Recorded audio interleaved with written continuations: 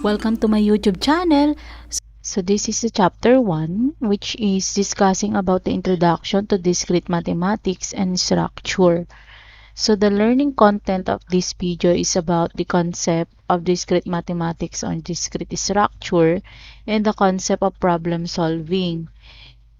Dito madidiscuss natin yung traditional guess method o yung Heller and Heller univ of Minnesota. So, didiscuss din natin yung framework for problem solving o yung tinatawag na POLIA. Ito yung mga intended learning outcome natin.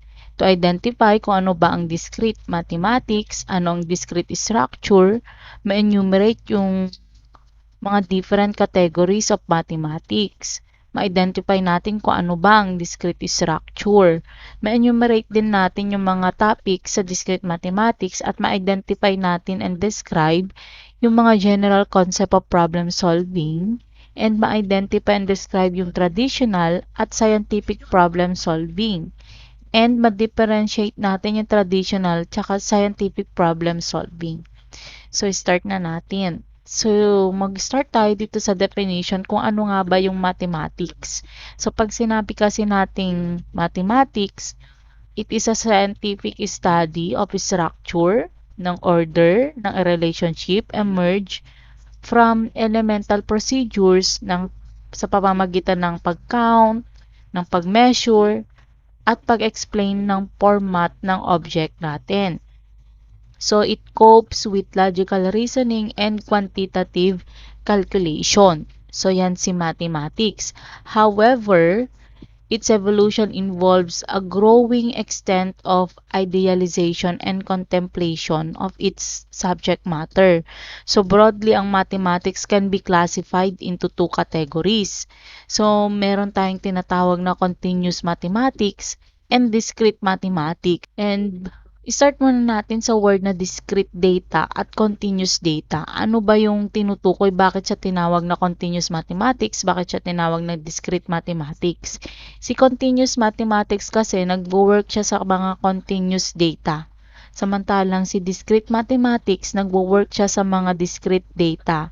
Kaya umpisahan muna natin kung ano yung mga data na ginagamit sa magkaibang or sa two categories ng mathematics na yan.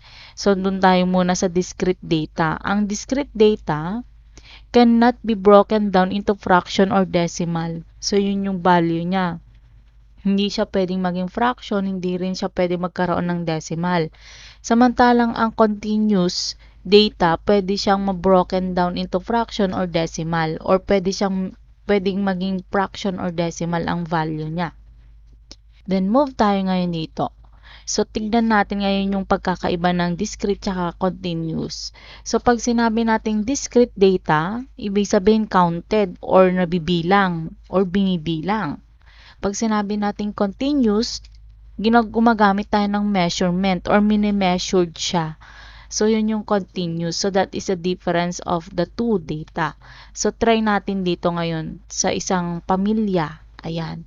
So, sa pamilya, ang discrete dito ay meron tayong, bibilangin natin, meron tayong 4 family members. So, 1, 2, 3, 4. So, nag-count tayo. So, discrete data yon.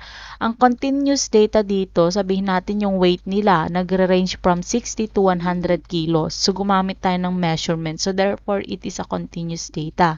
Sabihin natin yung measurement ng height nila, na ang height nila nagre-range ng 5 feet to 6 feet, sabihin natin. So, it is a continuous data kasi gumamit tayo ng measurement. So, try natin ito. So, dito, sample natin itong mga books. So, dito sa books natin, meron tayong 1, 2, 3, 4, 5, binilang natin siya. Yun yung discrete data. Pag sinabi natin continuous data, sabihin natin yung thickness nila, nasa 10 to 20 cm. So, yun ang continuous data. Then, try naman natin dito. Pag sa may farm daw, may mga baboy. So, pag binilang natin yung number ng baboy, yun ang discrete data. So, meron tayong 1, 2, 3, 4, 5, 6. So, meron tayong 6 na baboy. At ang continuous data dito ay pag in-identify natin kung ano ba yung edad ng mga baboy na yon. So, yun ang continuous data. And ito pa yung mga iba pang sample. So, ang continuous data, pwede yan ang time, and we have the temperature, and the weight, and the distance. So, yun yung mga sample ng continuous. Pag discrete naman, yung pag-purchase niya ng ticket, ilang ticket ang binili mo, di ba? So, let's say for example, 5 ticket. Kasi hindi mo naman pwedeng punitin yung ticket o hatiin sa dalawa. Hindi naman pwede yon. So, ang ticket is a discrete data. Kasi nga, pag bibili ka ng ticket sa sinehan, sabihin natin, 5 ticket nga po. So, bibigyan ka ng exact value. So, sabihin natin, number of students sa isang classroom. So, hindi mo pwedeng sabihin na 1 and 1/2. 'Di ba? Walang gano'n, walang kalahating estudyante. So, sabihin natin yung na-receive mong text message. So, sa araw na to, naka-receive ka ng 10 message. Hindi mo naman pwedeng sabihin na 8 na message tapos may kalahating message. So, walang ganon. And also books, pag nasa library. So, dito naman tayo ngayon sa magbigay tayo ng graph. So, ang discrete data kasi, ang graph niya or ang data niya is not connected to each other. Samantalang ang continuous data is connected sila to each other. So, kung titingnan natin itong mga graph, itong nandito na una, this is a sample of discrete graph or discrete to. Ito naman, hindi rin connected yung mga dot, so this is discrete. Ito, kung makikita ninyo, connected siya. So, average monthly rainfall daw ito, connected siya. So, ibig sabihin, isa siyang continuous data. So, pag ito naman, sabihin natin yung height ng bata, so, connected siya. So, this is a continuous. So, ito, nakita ninyo, hindi siya connected sa isa't isa. So, this is a discrete. Ayan.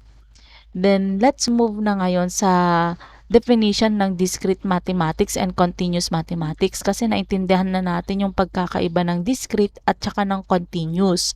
So, pag sinabi natin continuous, it is based upon the continuous number of line or real number. So, it is characterized by the fact that between any two number, there are almost always an infinite set of numbers. So, sabihin natin ng example dito, yung function in continuous mathematics can be plotted on a smooth curve without break. So, yan yung nakita nyo kanina sa graph. Samantalang discrete mathematics, on the other hand, involve distinct values. Ang example nito is between any 2 points. So, there are a countable number of points. Kaya, makikita nyo dyan, let's say for example, we have a finite set of object.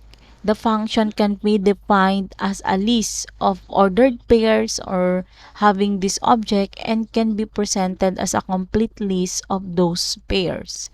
So, move tayo dito ngayon. Yun yung pagkakaalala natin kung ano nga bang discrete math. Ang discrete math, lagi nating tatandaan, ay hindi siya name or hindi siya branch ng mathematics. Hindi siya kagaya ng number theory, ng algebra, ng calculus. Hindi siya membro doon.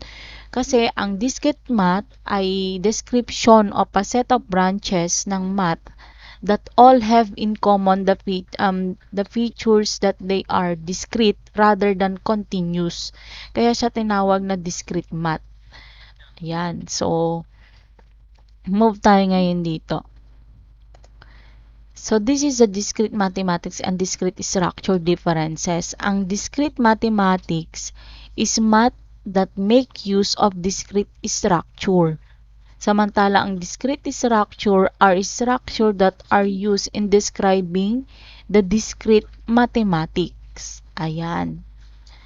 Then, let's move. Ano nga ba ang discrete structure? So, ang discrete structure ay isang set of discrete elements on which certain operations are defined.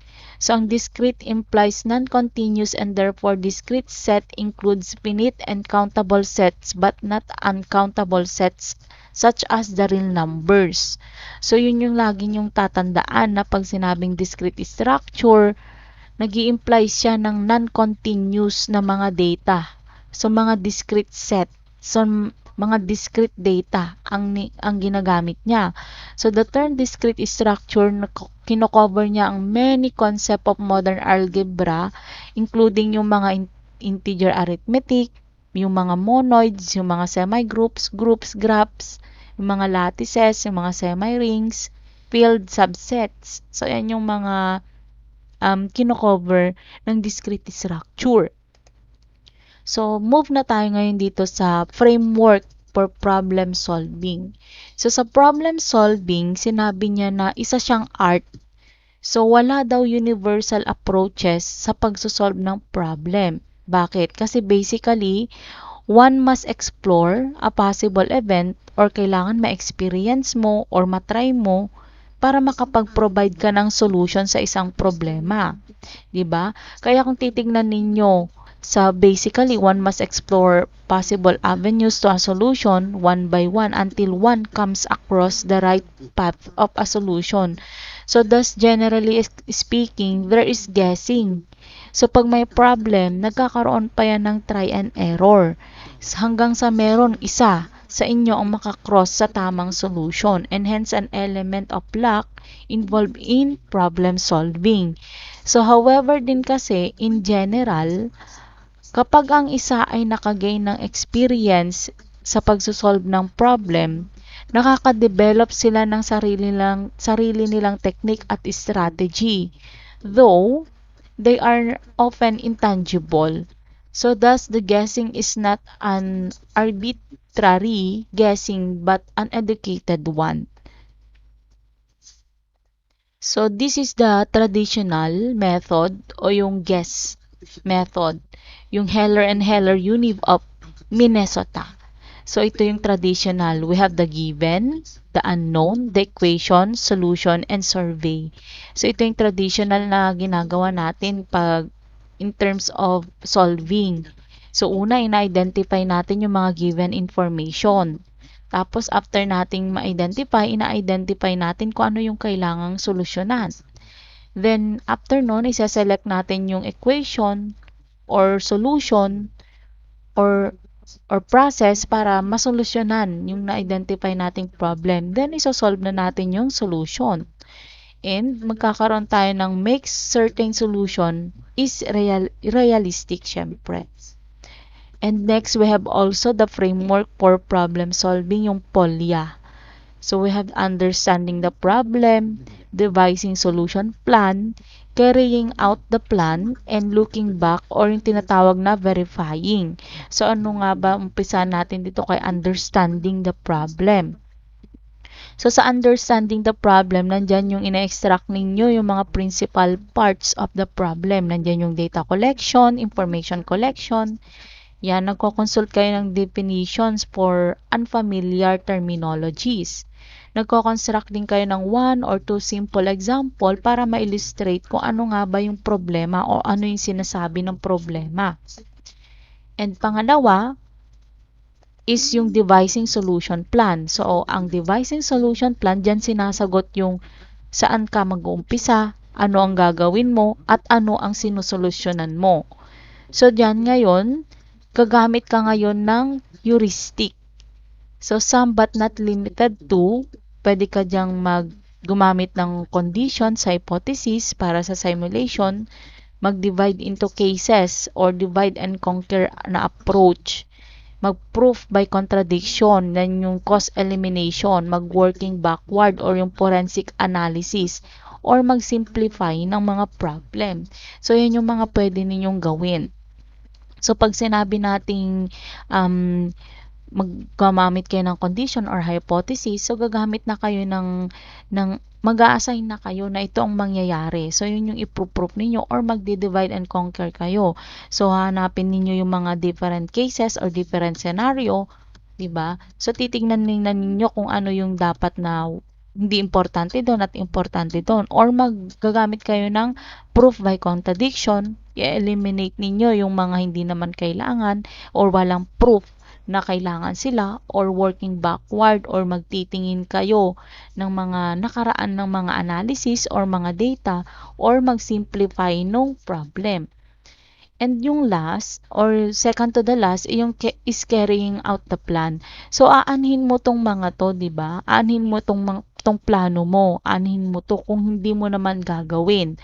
So yun ang carrying out the plan. And last, yung looking back. So, ang looking back is composed of recreating the solution with consistent result at yung pag-conclude kung anong solution ang pinaka-appropriate.